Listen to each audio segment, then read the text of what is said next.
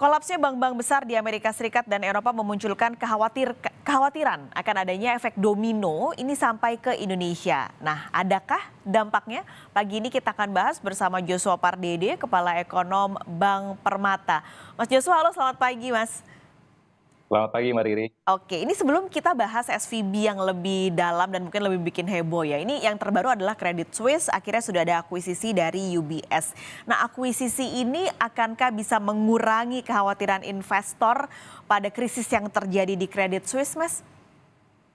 Ya, saya pikir tadi sudah disampaikan bahwa Credit Suisse adalah salah satu bank global yang berdampak sistemik juga, sehingga diperlukan langkah-langkah alternatif dalam hal ini merger acquisition dalam UBS akan mengakuisisi Credit Suisse ini. Kita melihat datanya ataupun perkembangannya di per pagi ini kecenderungannya pasar cenderung sentimen risikonya cenderung membaik ya dengan adanya akuisisi tersebut yang dimana kita harapkan ini akan bisa mengurangi kekhawatiran ataupun kepanikan investor global terutama akibat efek domino yang bisa ditimbulkan dari kejatuhan dari Credit Suisse, dan ini kita pikir juga akan berdampak positif khususnya pada pasar keuangan di negara berkembang termasuk juga pasar modal di Indonesia.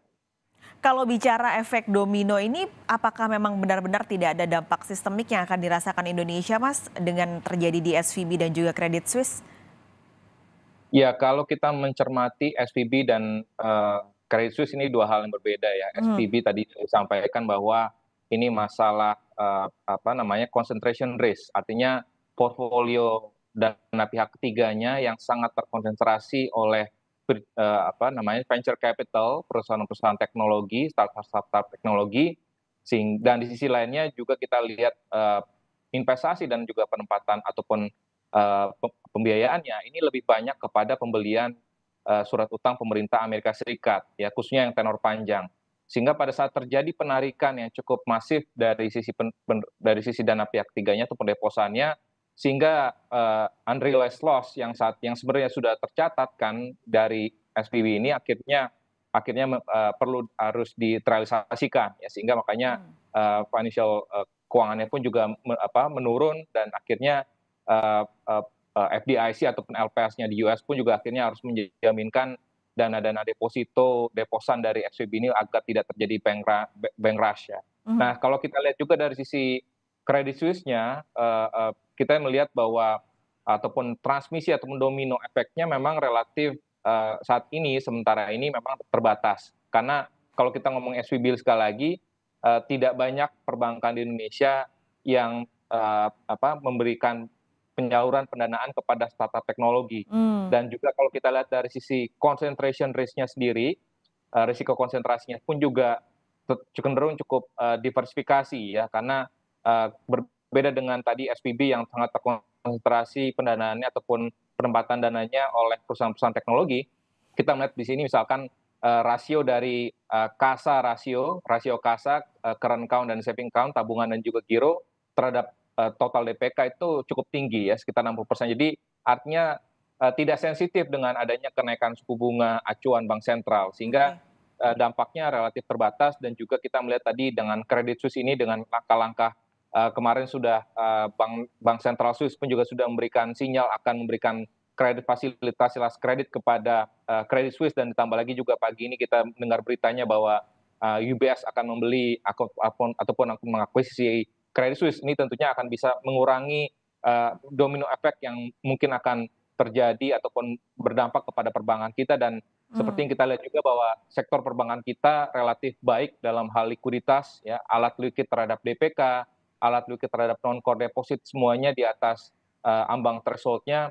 Lalu juga dari sisi permodalan kita juga masih solid ya, dan juga dari sisi risiko kreditnya kita masih tetap di bawah 3%, sehingga kita melihat bahwa untuk saat ini kondisi dari sektor perbankan kita masih solid untuk bisa menangkal domino efek yang bisa ditimbulkan dari SVB ataupun Credit Suisse.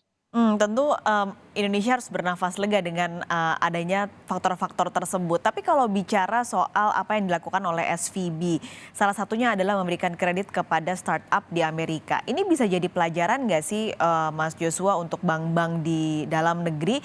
Apakah supaya untuk bisa mengurangi porsi mereka begitu memberi pinjaman kepada startup, mengingat juga startup saat ini sedang berdarah-darah di Indonesia.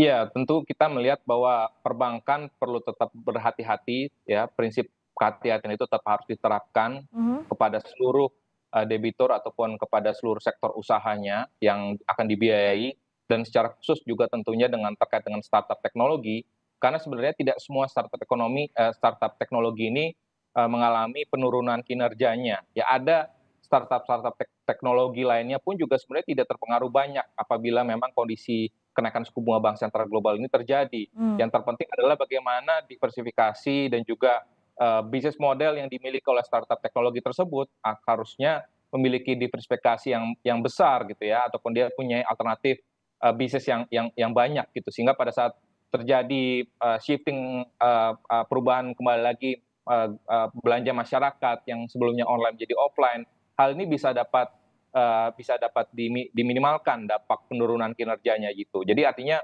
dan yang mungkin yang mesti kita lihat adalah sebenarnya mismatch ataupun hal yang tidak kurang balance-nya adalah pada saat tadi dari sisi depositonya dia ada Mhm. rata-rata sekitar 1 tahun dan tadi terkonsentrasi oleh venture capital ataupun karyawan-karyawan di perusahaan teknologi, dan sementara di sisi lainnya tadi konsentrasinya itu sangat banyak sebenarnya bukan kepada pembiayaan ke startup, tapi juga kepada pembelian obligasi pemerintah Amerika Serikat yang Mmm. harganya jatuh akibat kenaikan suku bunga gitu. Jadi artinya intinya bagaimana pengawasan secara mikroprudensial di perbankan seluruh negara pun juga harus diperkuat ya, agar Mhm. tadi pada saat kondisi suku bunga rendah ataupun pada saat nanti suku bunga naik sekalipun, ini kondisi dari masing-masing entitas perbankannya diawasi dengan baik sehingga tidak memberikan dampak domino efek kepada sektor perbankan secara keseluruhan. Oke, berarti kalau ke bank, tidak ada pengaruhnya, kalau ke yang lebih seperti pasar modal, Mas, ataupun rupiah, ataupun surat utang itu ada nggak sih dampaknya?